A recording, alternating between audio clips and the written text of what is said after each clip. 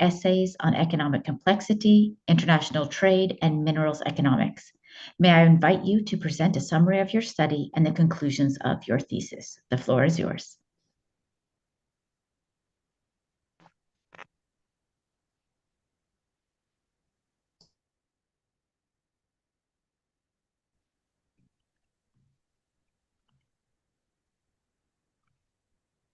Good afternoon to the authority of the university, assessment committee, my supervisor, and all the people today here online, especially my family and friends. Today I will present the main findings of my PhD thesis titled Essays on Economic Complexity, International Trade, and Mineral Economics. The motivation of this thesis was the start with the appealing idea of economic complexity as an observed source of long-term growth, uh, emphasizing that what country produce matters. So, and the innovative use of network economics to enable the processing of granular data. This was the novelty compared for previous decades when we don't have this methodological tool. On the other hand, also I was motivated by concerns about the theoretical foundation of the economic complexity framework, because when you start to dig into it, you can see there's some questions that are not answered. For instance, what economic complexity is, why we can capture from export data, why export data should reflect capabilities, how these capabilities emerge. So that kind of question were emerging, and I was concerned because this idea of complexity is very appealing, and I think that uh, incorporate new great information. But if we employ without asking what they really means, and we do public policy based on that, I think this is something that could be problematic. So chapter two, rethinking the literature on economic complexity index. This chapter is already published in Economic Analysis and Policy Journal.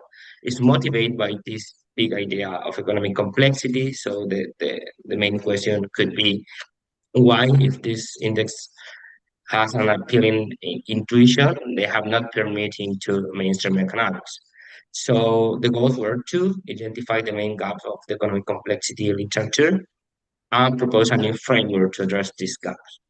The methodology employed was a supervised algorithm combining principal component analysis and multiple linear regression uh, by using data from trade, from trade at the product level, and from the technology side, I use TFP of countries.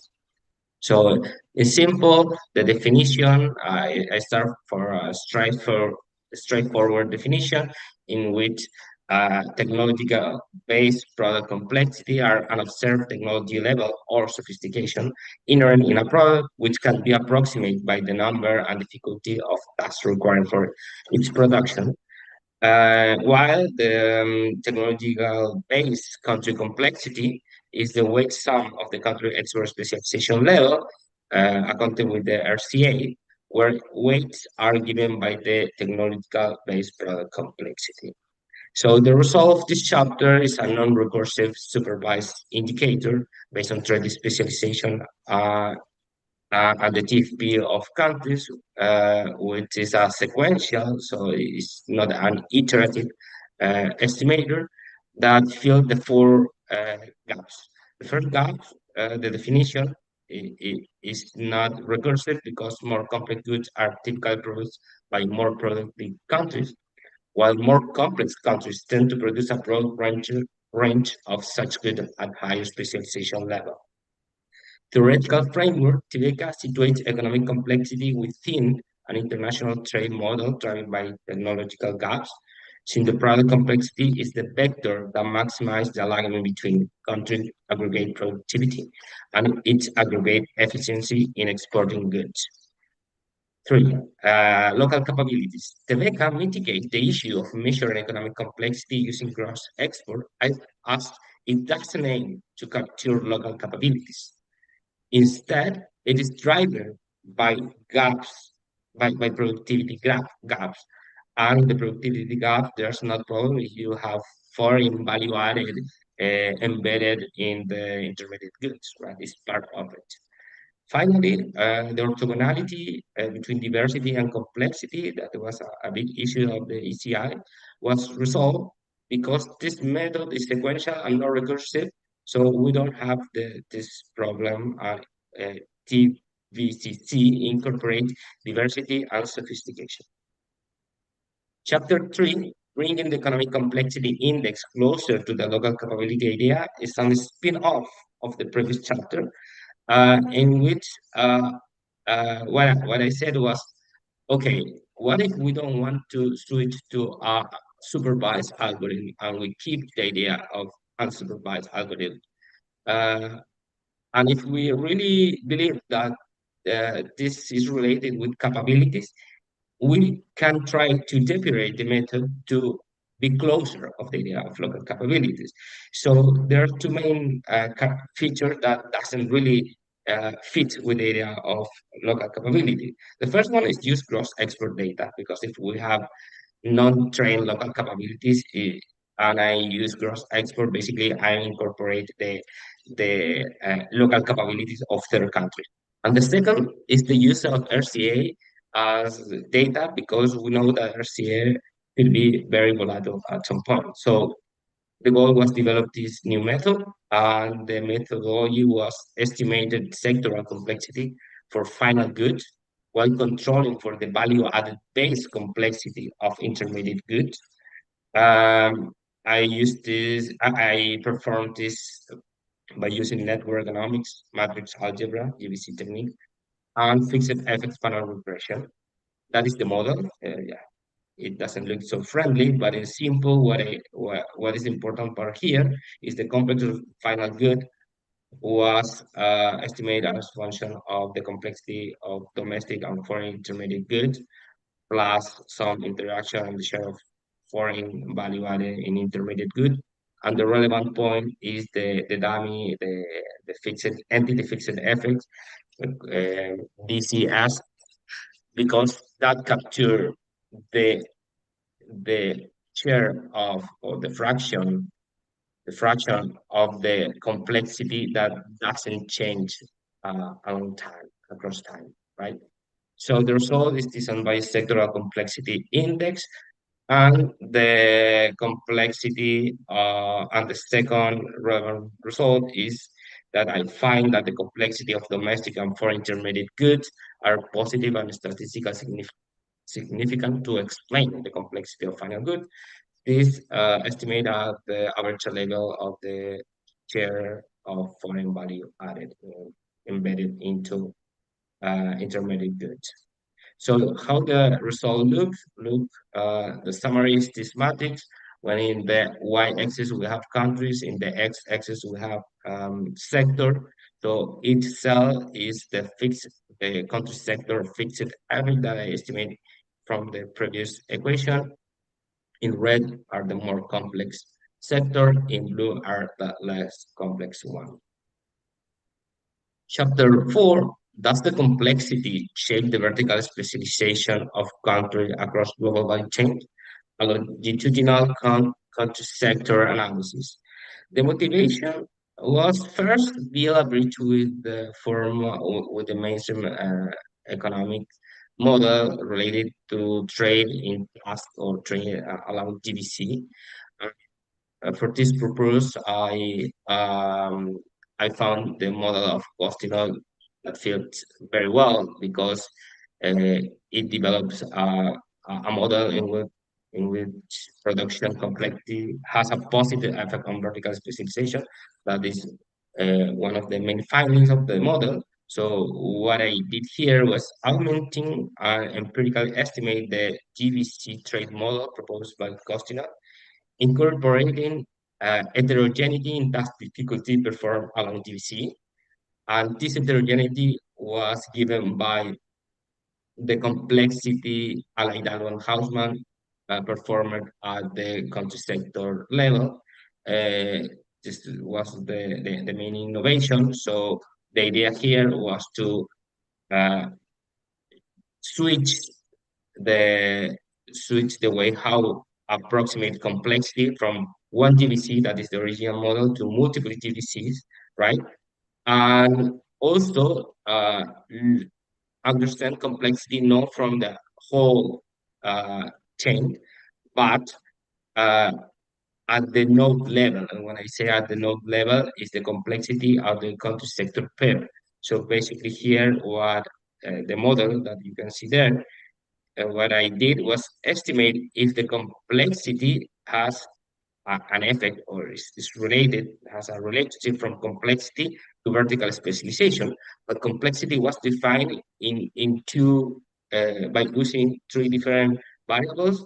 Uh, the first two is downstreamness and upstreamness that basically measure the level of specialization of the chain because it accounts for the number of intermediate goods employed in the chain. So if you use more intermediate goods, that for producing a good in that stage, that chain should be more complex. And as that is sophistication, this basically complexity and ideal Hausman that should be capturing the sophistication of the knowledge employed there that incorporate this heterogeneity by saying that if you perform one extra task in one GVC vis-a-vis in another one, the complexity is not the same because the knowledge, the difficulty, the time that you need to perform these two different tasks may differ depend on how complex, how sophisticated is this. The methodology was um, basically the same that in the previous chapter, plus that I estimate the vertical specialization and use downstreamness and upstreamness. And the result is that both dimension of complexity, labor division, and task difficulty exhibit a positive and statistical significant relationship with vertical specialization in GBC. Therefore, vertical specialization is not fully exogenous. Vertical specialization is not strictly tied to the productive matrix of a country. Structural time is not unique pathway of to enhance trading participation in GBC. Finally, chapter 5, minerals criticality and counters mining competitiveness, two faces of the same coin, was already published in Resources Policy Journal. The motivation was examining the simultaneous relationship between mineral criticality and counters mining competitiveness through these new techniques. Uh, the problem fits very well with the idea of complexity. The methodology was employed was crossing database of minerals producers and mineral exporters, estimate trade specialization, reducing the bipartite network to only critical minerals and the producer, and executed the economic index complexity based on new matrix. Why this method? Because for this problem was the model that better, the methodology that better fits, because I need a non-linear relationship and positive between the competitiveness of countries and the criticality of mineral. Why? Because based on the geological characteristic of byproduct that are the most critical minerals, I need this relationship, non-linear and positive relationship. What I obtained from this method is basically two ranks. One rank of country mining competitiveness and one rank of minerals criticality. So here you can see for each year in the left side that how evolve the competitiveness of countries. So the most competitiveness is South Africa, then Russia and USA. On the minerals side, the most critical are those related with the platinum group, plus some lithium rare earths. So this is the summary and the main finding of my thesis. Thank you very much. Thank you for your presentation. The opposition will be opened by Professor Robin Cohen, who is a professor of economics of technical change at Maastricht University and UNU Merit. The floor is yours. Thank you, Prorector. Dear candidate, dear Jorge, let me be the first to congratulate you on finishing your work. This is an impressive piece of work I found. As you probably know, I'm not a great fan of economic complexity, particularly in the early days when it emerged. Nonetheless, I won't say you've convinced me, but you have made some inroads and progress towards something more sensible than what they were doing in the early days is always welcome, and I take this to be a step in that direction. So well done. But I have I was going to say sequence, but it's not really a sequence. It's more a group of questions and comments having to do with the key word that appears over and over again, namely the word complexity. So people who call themselves, whatever they call themselves, complexity scientists or whatever it is, think that complexity relates to a system of interacting parts in which the interactions are such that a small change somewhere can, not necessarily, can cascade into big changes somewhere else, the butterfly effect kind of thing. That's the image that they have in mind, where the complexity is defined at the system level, and it's about interactions. It's about the nature of interactions of the components of a system. And I'm curious about, so let me say as a footnote, in a way, this question is unfair because I'm asking you to defend an entire literature. But you have put yourself in that literature, so it's legitimate to ask you to defend it, I think.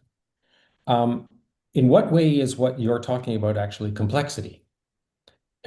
Given that way complexity is understood these days as a systemic property, you're defining it at the product level, but a product is not a system unless you think about the production of the system, of the product. So when you go on to talk about, this is section 2.3.1, where you try to be explicit about what exactly you mean, and there's an equation which defines how you're going to measure complexity. And if I have understood the equation correctly, which is not guaranteed, I have to admit, complexity of a country is basically the sum over products, where the idea is you're just producing goods with efficiently producing lots of goods with high technological levels. Because when you discuss the complexity of a product, you say the product complexity or technological level, which means you're running together those two ideas, represents the minimum knowledge required to produce the product. And then you say that is approximated by the number and difficulty of tasks required for its production. Well, the number of tasks involved in a production doesn't say anything about the complexity of the production. So think about making bread. Farmer plants the wheat, he waits for a while, he harvests the wheat, takes it to the mill the mill turns it into flour. It goes to a baker, the baker puts the flour together with some other stuff, and out comes some bread. Lots of activities, lots of tasks, but it's all linear. There's nothing complex about that at all. So I'm wondering why you think the number of tasks and even the difficulty is a good approximation for the knowledge level, the technology level, the complexity, all of these things which you tend to be running together of a product. Related, it seems, if I've understood correctly, again, and there's no guarantee that that's the case. If I understood correctly, what you're doing in the unsupervised, the supervised learning is to use export behavior to disaggregate national total factor productivity, which you estimate as a solar residual, into factor productivities of products. So the national TFP will be some kind of weighted average of product level TFP, and what you're doing is trying to find those weights, if I've understood correct. Okay, good, I understood. How does that capture the number or difficulty of tasks in a product. Okay, so there's a bunch of text. I give the floor back to you. Thank you very much, Robin. Okay, so let's start. After this long journey, my this is a really good question what complexity is. And my belief in general is that is complexity is a methodology to capture feature of a system, right? So that is how the at least when in the seminal work uh, works, right? So you have this equation, this system, that can capture some intrinsic feature of system. That is why you can estimate complexity by using export patterns or different uh, variables, right? Now, based on my thesis, I think that what I tried to do was to understand complexity related with the number or difficulty of tasks. Why? Because the production, I understand the production as the system. So, so when you ask me if it's a product, yeah, of course. To produce a product, you have a system. And when you produce and why export could capture that, it's because yes, the production and the trading is not that linear, right? So you have different shape of how trade works, right? In the specifically in the global value change era. So the number of tasks, what is the why this relationship between productivity and the efficiency level or the specialization of countries? Here I'm based in Kramer 1993 and Costino 2009 and 13, in which the definition of complexity is given by the number of tasks. Why? Because to produce, if I'm in the top of one chain, I need intermediate input from other sector, right? Or could be countries also. So to perform that task that employ intermediate good, I need a minimum level of knowledge or productivity to employ those intermediate goods. Otherwise, uh, I will not be able. And actually, this model, what typical does, is say there's one probability that if I don't have the productivity enough, all the production employing this intermediate input will be dismissed, right? So that is I would say that is the key relationship between using efficiency or specialization level, productivity, and complexity, because there's there's a direct relationship between productivity and the level of the complex good that one country, one sector is able to perform. Um, yes. Let me, if I can ask you one question quickly. Yeah. If you were starting again and were able to ignore all the previous literature on the subject, would you use the word complexity? No. Okay. No, because yeah, I think that I put in one part. Maybe I don't highlight that much, but for me, what what we are really doing when we perform this kind of analysis uh, is to build an an indicator that could be the perform of one country exporting by including the how diversified is the country in the basket of export, but also including this ingredient that is differentiated the kind of products. And by doing that, we do that by using the ubiquity of the product. So for me, in my opinion, this is could be something like competitiveness, specialization, and in export, considering this other variable that in my case is supervised by using productivity. But yeah, Okay. I will not use complexity. Thank you. All right, thank you very much. The opposition will be continued by Professor Silvia Menchi, Professor of Economic Policy at Roma Tre University and a member of the Assessment Committee. The floor is yours. Thank you. Dear candidate, congratulations for your work. I really appreciated it. And I have a couple of questions, mainly relating chapter 3 of your thesis. In this chapter, you have highlighted that a key limitation of economic complexity indexes is their reliance on gross export data.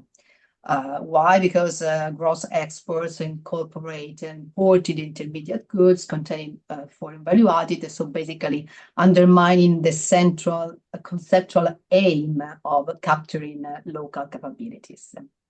So you propose reconciling the conceptual and empirical frameworks of economic complexity indexes by using domestic value-added data.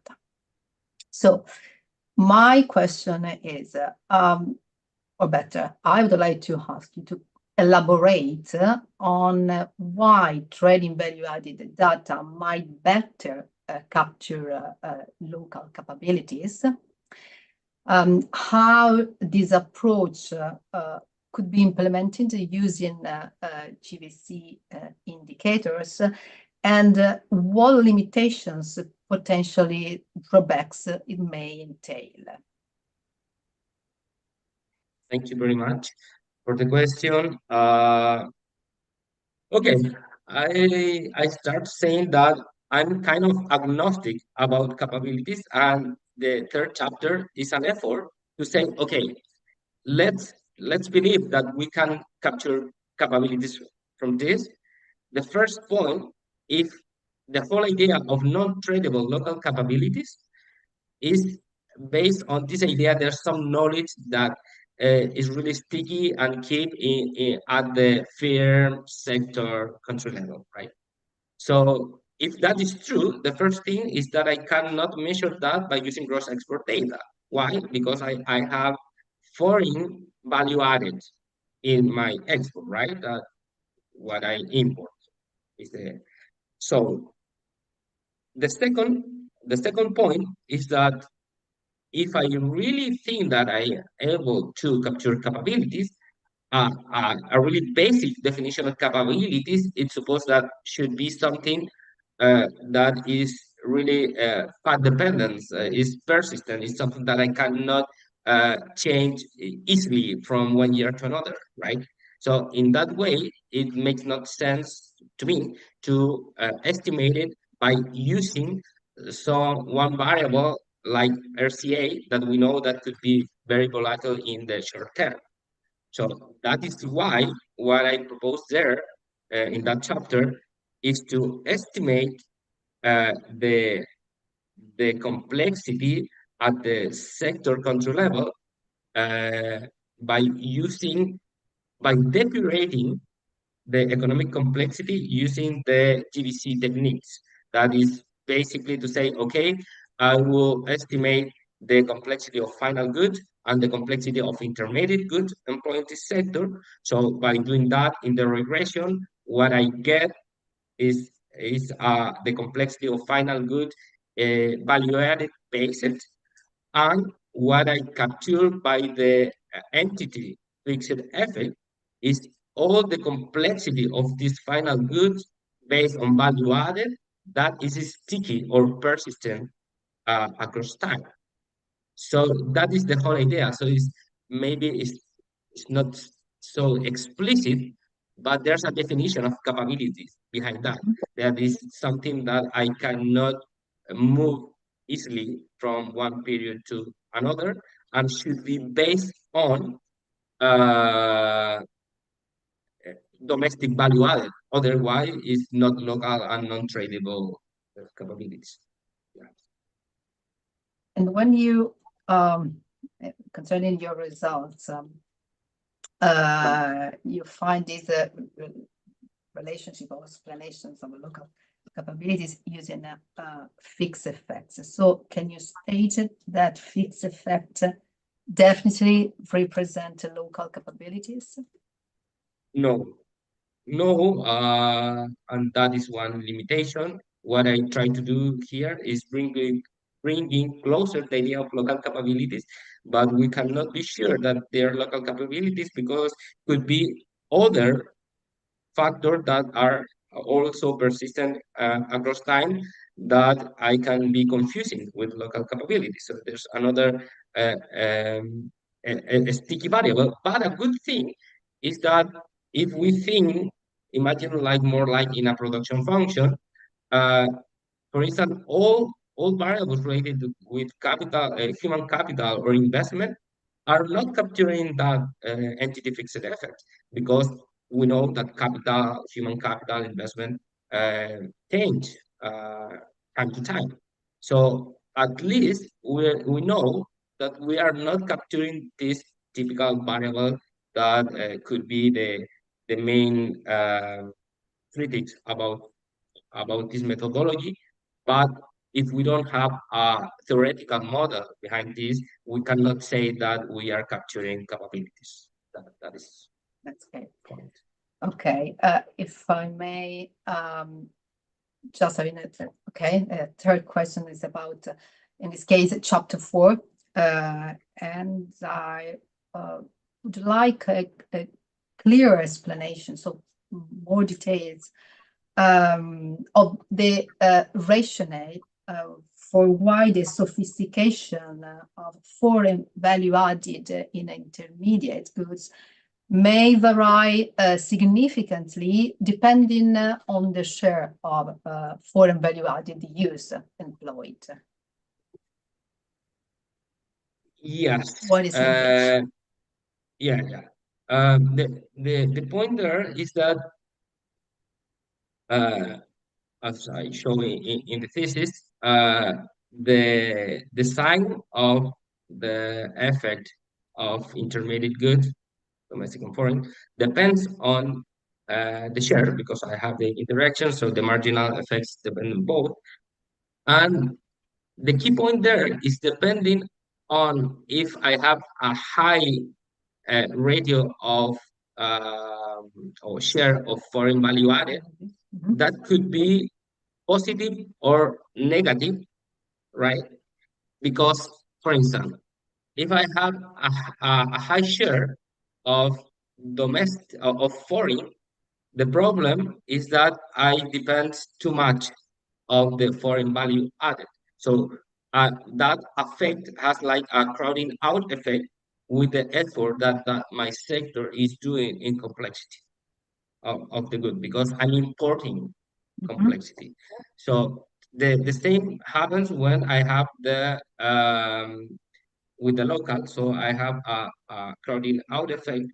But I would say that the most important there is that both effects together could be offset the positive effect of the whole complexity measured with the three variables with downstream, upstreams, and sophistication. Uh, and what I do, what I discuss in the thesis, we can think this in a market sense that if you have a high complexity, one product with high complexity should reflect a high price. So I have a high price, my substitution, my propensity to substitute is higher. So that is the move that is why you can think that depending on the share of the foreign value added, this could be positive or negative to the complex, to the full sophistication, because uh, firms and sectors in this case take decision of substitute intermediate goods from foreign to domestic, and also with producing in home. Thank you. Thank you very much. The opposition will be continued by Dr. Daria Taglioni, who is the research manager for trade and international integration at the World Bank. The floor is yours. Thank you, and congratulations, Jorge. So my question, it's also about this difference between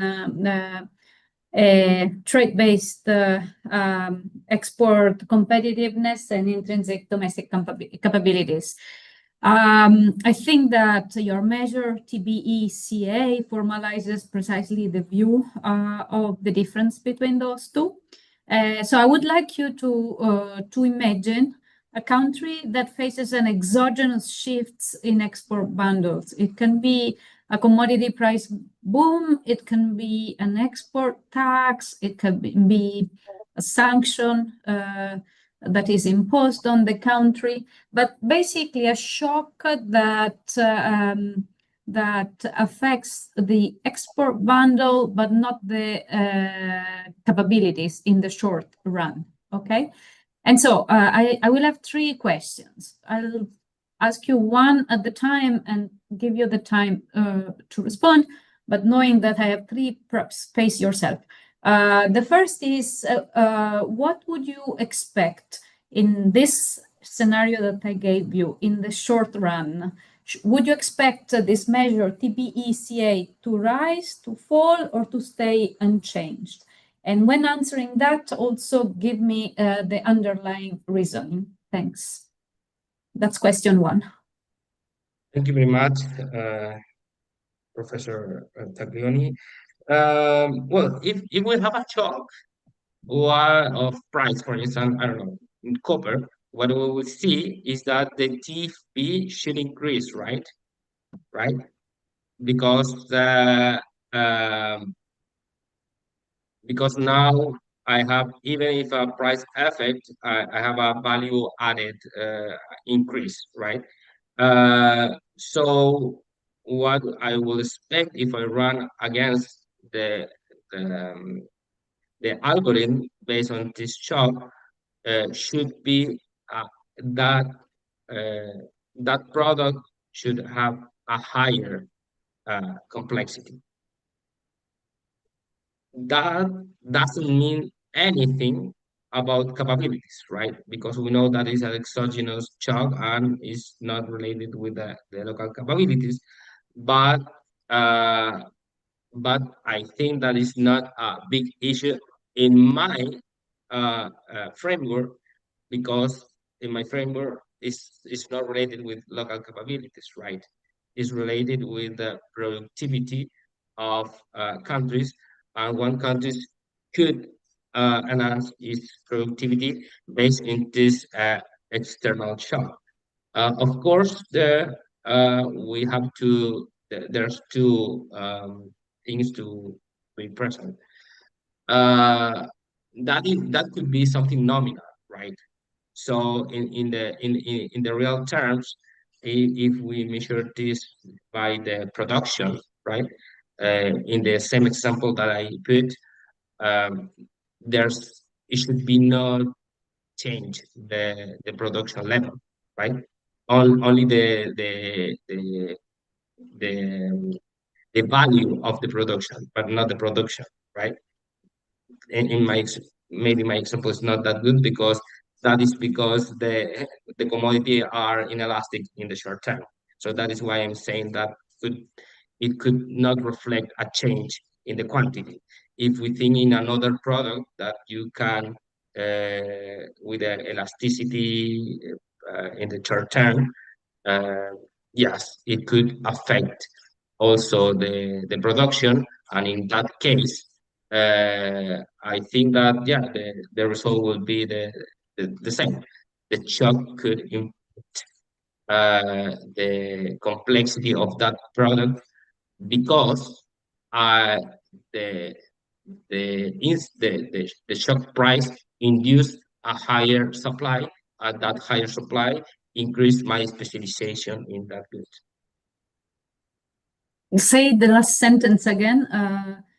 So if Yeah. you have a higher specialization in the Imagine that we have a yeah, go ahead. Yeah. yeah. Imagine I would use another example because copper was not good. So imagine that we have a product with a positive supply elasticity, right? So if I have a price shock, that will induce a higher production, right? So if I have a higher production, right, and I export this So good, you higher demand, let's say, higher e- external e- demand. Okay. Yeah. exactly. So my export of that good will increase, right? So because of that, my RCA, that is the base of how I calculate the RCA, the specialization, will increase. So if that increase, yeah, the complexity of that good will increase too, right? So your measure will increase mechanically. Yeah. Yeah, exactly. And then, So yeah. so then when because of the complexity of the good increase and the complexity of the country is just the weighted sum of all my basket, the complexity of the country will increase too. Are you changing specialization in that scenario or not?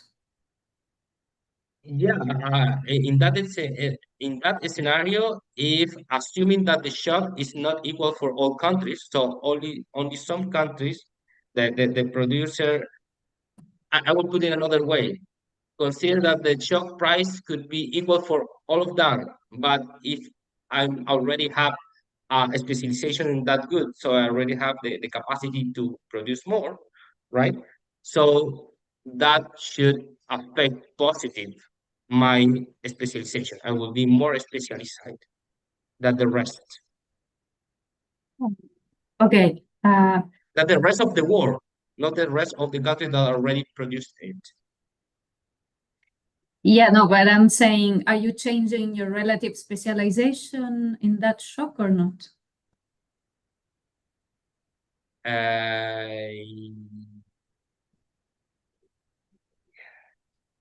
Give me 2 seconds. If the shock is homogeneous for all countries, no. Okay. And in that case, you're saying that in the short run, you will have the measure unchanged. That's what Yeah. you're saying. Okay. Yeah. Yeah. Yeah. Okay, that's good. Okay. Then the follow-up question, I really have two. The third one is the one I really want to ask, but I want to do one intermediate if we have the time. So can you give me very quickly then a concrete empirical test to separate the, this composition price shocks that we discussed from something that shows that there is a shift in capabilities? Like what would be an empirical test that would allow you to check that you don't have a shift in capabilities?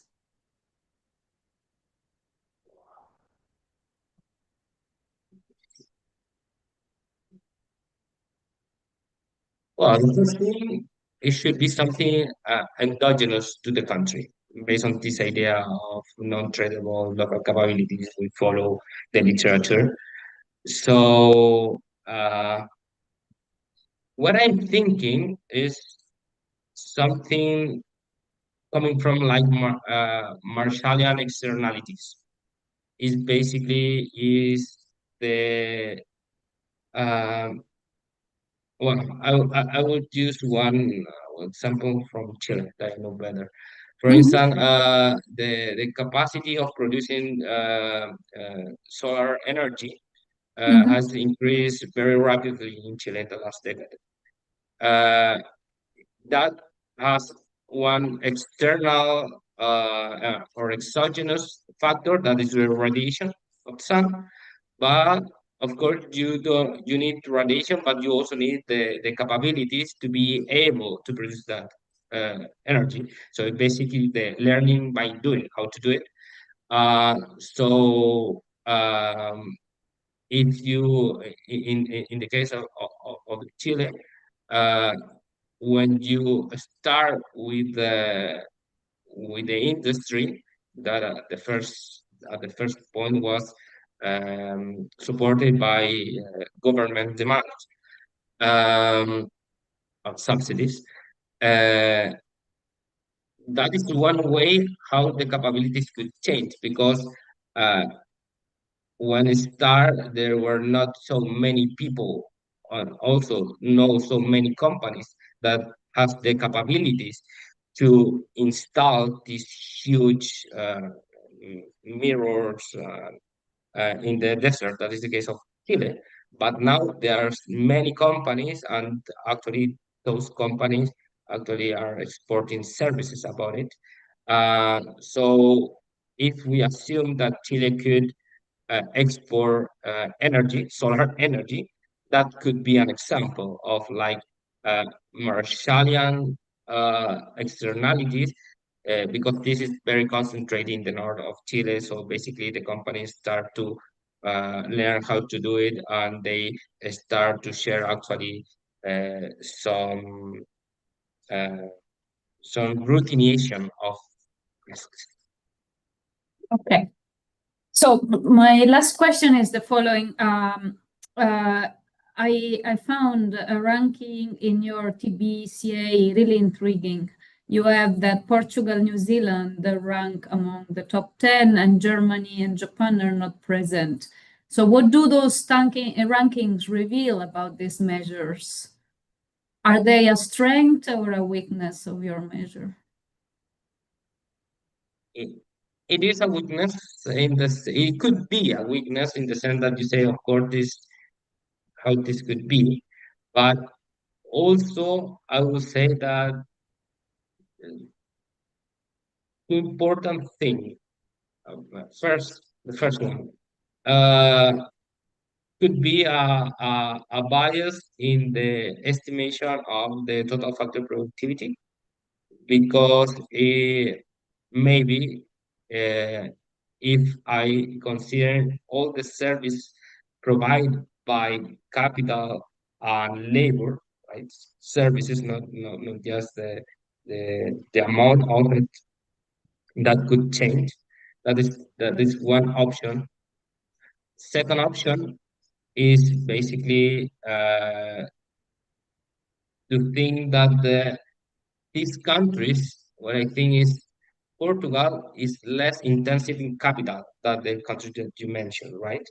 So in that way, the growth of these countries depend less in the accumulation of capital.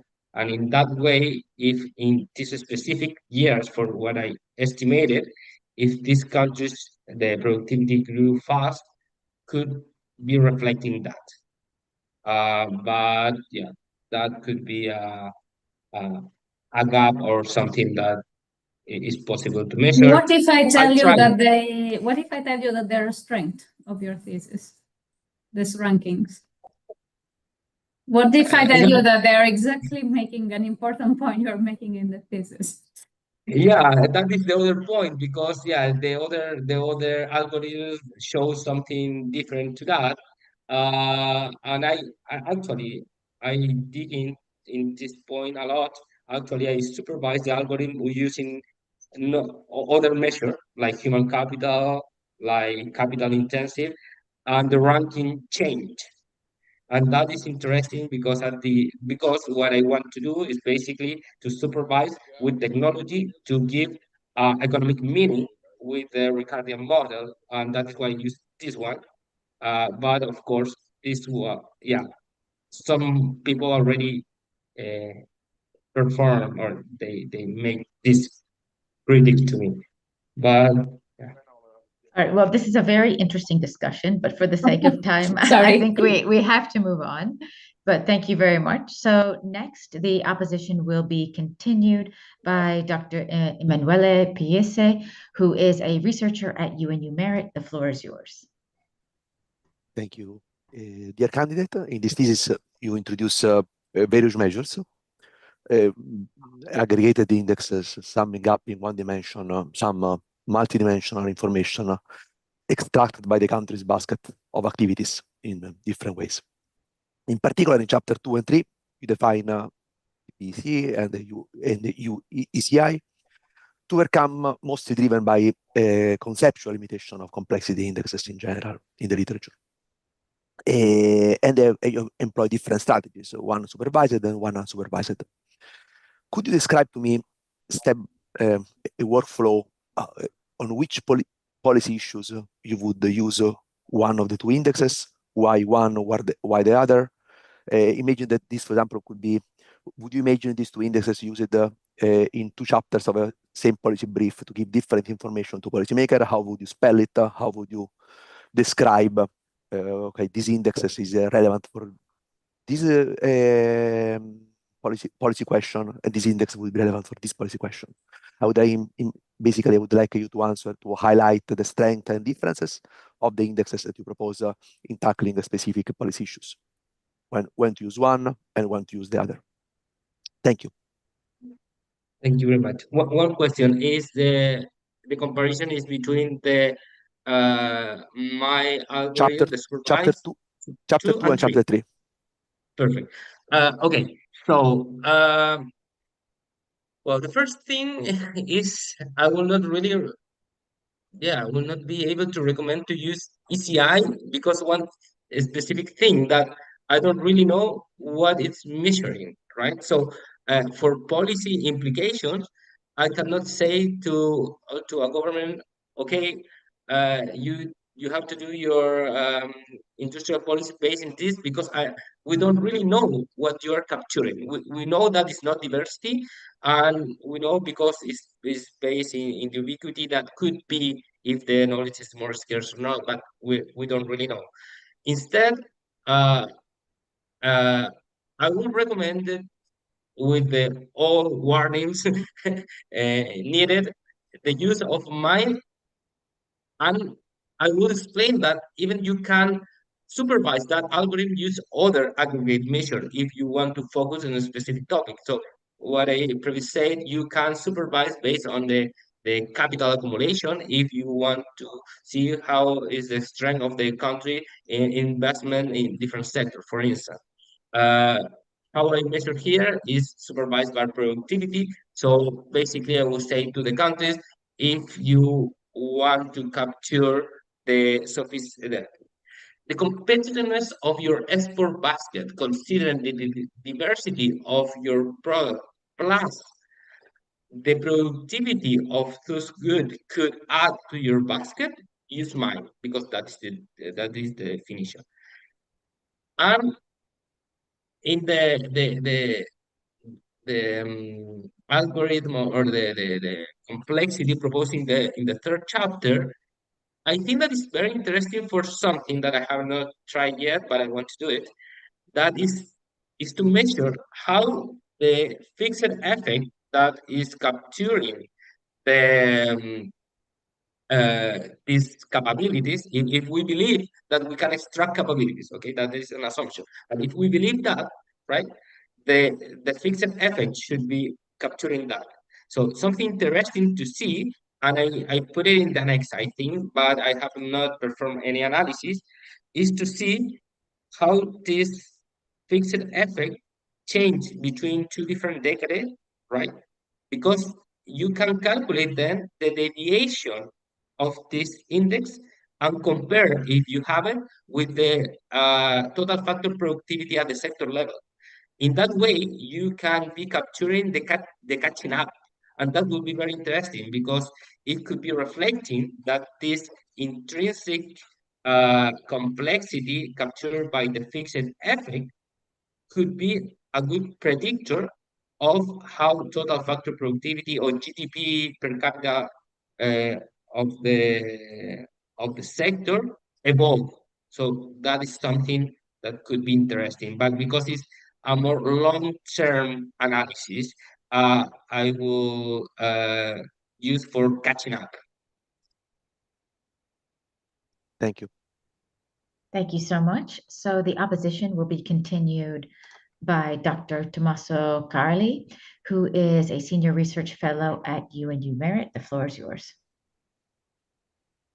Thank you very much, Director, and thanks so far for the discussion, dear candidate. Dear Jorge, perhaps I should say as well, congratulations from me as well for this very interesting and complex thesis. Can I ask now a simple question, which is based on chapter 5, which I know is published, but let me ask that question because actually I think it relates potentially to the rest of the work. So you have this very interesting analysis looking at critical materials and the new measure of complexity for critical materials. So how would the analysis change if instead of critical materials, you would focus on any other product, say agricultural product? So just quoting from your thesis, countries' agricultural competitiveness would be a function of the diversity of planted crops and their degree of criticality. And by extension, do this for any other sector which contain a basket of products. Okay, then combine these indices at the sectoral level across all sectors, where capabilities are a very large set of conditions, which may include human capital, but also non-transferable natural conditions. Are you not back to a country economic complexity index? And if that's the case, what has been the contribution of that specific critical material? And wouldn't you see those critical materials already in the product space as, if you do your entire product space? Thank you very much, Tommaso. I will. The first part related to agriculture, I have to say that you can do that, but something really important here, and why I use this specific method that is economic fitness index, is because I found a theoretical relationship, positive and non-linear, between the competitiveness of countries producing critical minerals and the criticality level. And why is that? And this is the key point of this paper, is that you can shape that relationship because there's a geological foundation on that. Why is that? Is that the most critical or more scarce minerals are byproducts of major minerals. So given that we define this algorithm define the fitness or the competitiveness based on the diversity, right? And in this case, criticality, if I'm more diverse as country, my fitness is higher, I'm more competitive, right? But because of that, if I'm more diverse, I'm more diversified, what I have also is a higher chance to produce a byproduct, because this byproduct only appears when I have a major mineral. So I produce copper, iron, zinc. The probability to have a byproduct, right? This is scarce, rare earth, cobalt, whatever, is higher. So there's a foundation, a theoretical foundation, why there's a positive relationship between the competitiveness and the criticality. If you have that in the agriculture sector, you can replicate. I'm not sure, I'm not an expert in agriculture. If you can say that the most competitive countries are those that are produced the more critical, scarce agro food. But this is relevant because here I'm not talking about capabilities. Actually, I'm replacing the idea of capabilities by this geological. I'm not saying that here you're not producing the most scarce minerals because you are more capable. I'm just saying that this is because the endowment of how the critical minerals are distributed across the deposit of minerals. So that is the key point. And the other relevant point to replicate any of in other sector, this algorithm is that you have to separate producer of exporters. So that is something I did here because I reduced the bipartite network to only producer of critical minerals and critical minerals. because in that way I know that they are producing them. If I use the export data, uh, I'm uh, I'm putting some noise because there are some countries that re-export this good. So maybe I'm considering. Asked. You can briefly finish. Okay, thank you. So maybe I'm considering some characteristic of these countries that in reality they don't have. They are just importing from other countries. Thank you very much. Jorge Valverde Carbonell, the time appointed for defending your thesis has passed, and the degree committee will now withdraw to discuss the quality of your thesis and your defense. I request that you and your company await the results of our deliberations and our return.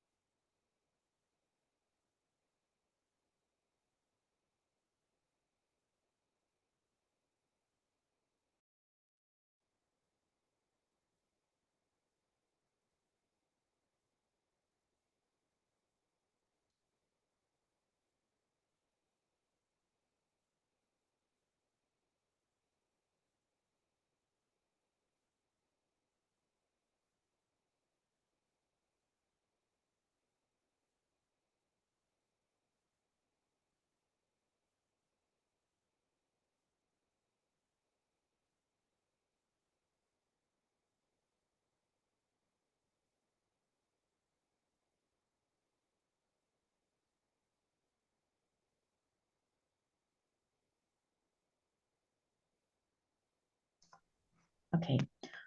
Jorge Valverde Carbonell, the degree committee here present online has assessed the quality of your thesis and your defense.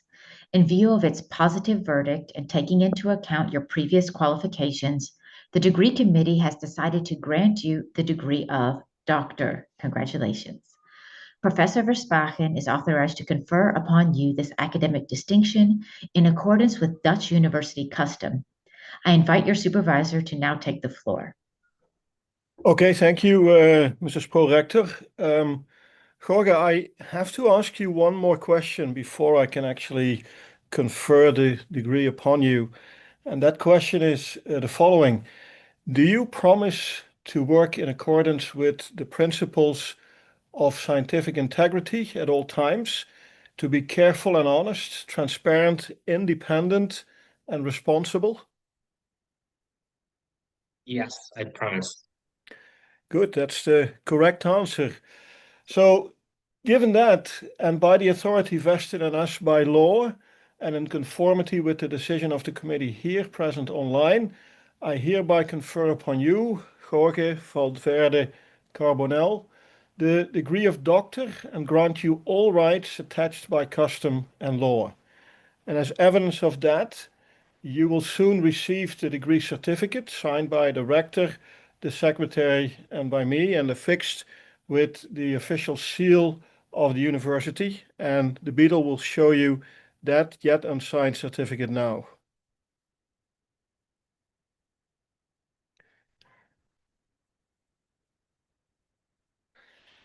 Okay, good. We couldn't hear the applause, but I think it's worth an applause. Jorge, I now have the privilege and honor to say a few more informal words to you. And I think that you must be greatly relieved because you came to Maastricht, I believe, in the autumn of 2019, ages ago it seems now.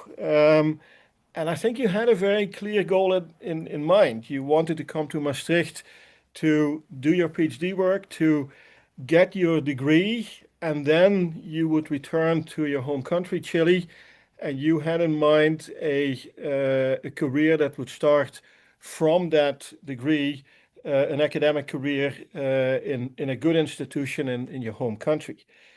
Now, I think that's a very good goal to have. Also sounded very plausible. You certainly had all the skills. You had chosen the right place to make that step to the PhD, in my view.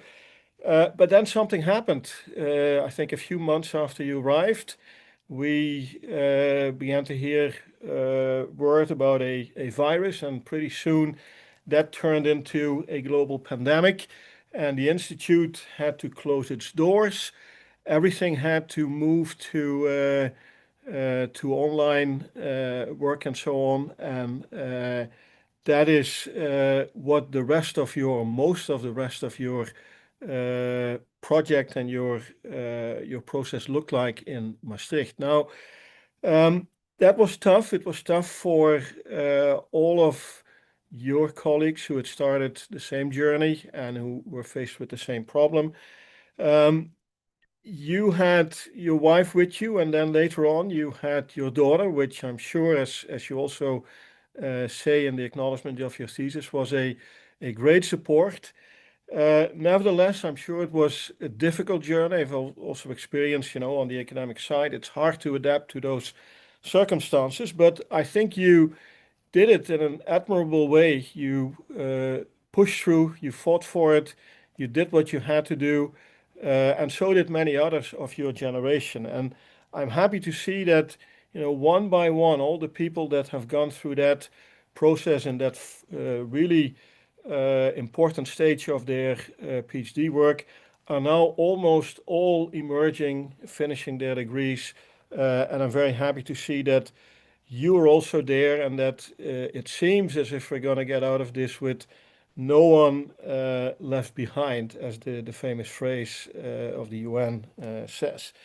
So I think today you have your degree. I know that's a condition for how you have to make this next stage of your career happen. You have that position. You have now the degree to make that absolutely 100% credible. And therefore, I congratulate you on not only on the title, but on that goal being achieved.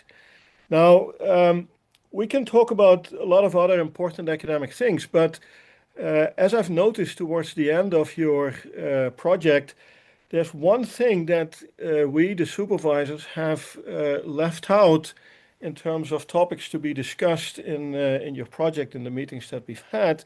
And that topic, of course, is one of the most important ones in the world, and that is football.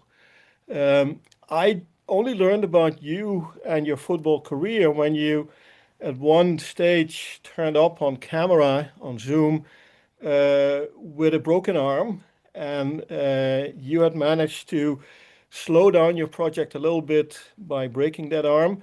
Most people, they break their laptop, and that slows them down. You broke your arm. I think also maybe at one point you also broke your laptop. But in any case, breaking the arm, that was a little bit out of the ordinary, and it happened during football. So this is when I started to wonder, what kind of a football player would Jorge be? Would he be the kind of player that Marcelo Salar would be, or would he be the kind of player that Arturo Vidal would be? And I think after having gone through this and after having thought a little bit about that, I think you must be an Arturo Vidal kind of person. And for those who are not so much into football, I know my co-supervisor Andres, he's a big Besiktas fan. I don't know about my co-supervisor Carlo. I can imagine he would be a Roma fan, but I honestly don't know. But I wonder, I would speculate that you would be the Arturo Vidal type. And again, for those who don't know, that player, he's an incredibly impressive person, tall, looks intimidating, and he's tough as nails. He will get any ball that people try to get past him. He's a mean tackler, somebody who would frighten you if he was his opponent, if he was your opponent on the field. He's what is called in modern football terms a box-to-box player that dominates the field, really on that midfield. And judging from how you start your thesis in the first chapter with the sort of heavy criticism to the complexity field, that almost feels like one of those Arturo Vidal tackles. And that's why I imagine you would be that kind of player. But then, of course, at some point, there's going to be a counterattack and there's going to be a defense of the opposing team. And in this case, that's in this game that we play, the opposing team, that's the committee who's here present. And they read your thesis. They looked at the tackles that you are proposing in that first chapter, and you the playing style, and they said, okay, that's a tough guy, but let's push back a little bit. So, you know, at that point, you got some remarks, some criticism. And like most of the candidates that go through this process, you had to make some revisions. And I think in those revisions, it also appeared that you were not only this, you know, tough guy, Arturo Vidal, but you're also a player with a little bit of the elegance of Marcelo Salar, who would, you know, make beautiful goals, make interesting, nice movements, unexpected creativity in the play, and so on. So I think certainly at points in your thesis also that kind of playing style shines through, and I can imagine that therefore you would be, as a football player, an all-rounder, somebody who can play box to box, but if it's necessary, you also make the good moves in the box of the opponent, and you allow other people to score, or you score. Now, that sort of attitude to playing the game, which again, I imagine you have, I'm sure you also have in the academic game more broadly, not only in the PhD process that we've now finished, but also in your future career. I trust that you will be that kind of player, and I certainly also expect that you will be that kind of player in your family. which is an important other part of your life, the most important one I can imagine.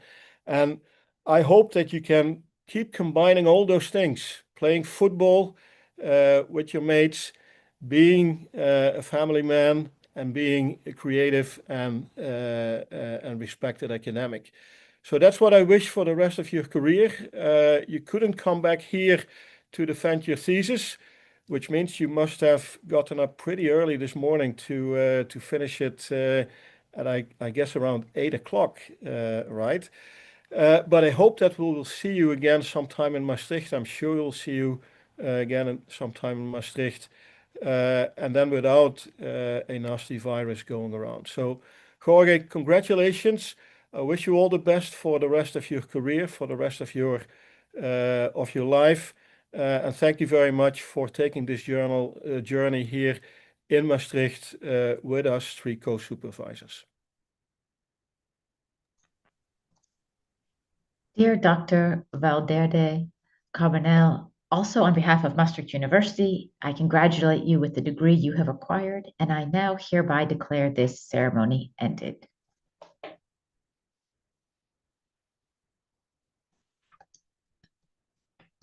Congratulations, Jorge. Well done. It's been a long journey. It started off pretty tough, but you've come through with flying colors. Well done. Congratulations. Congratulations. I don't manage to find the icon for clapping hands. I'm sorry. Well done. Well done, Jorge. I mean, I hope to celebrate. Well done. Congratulations.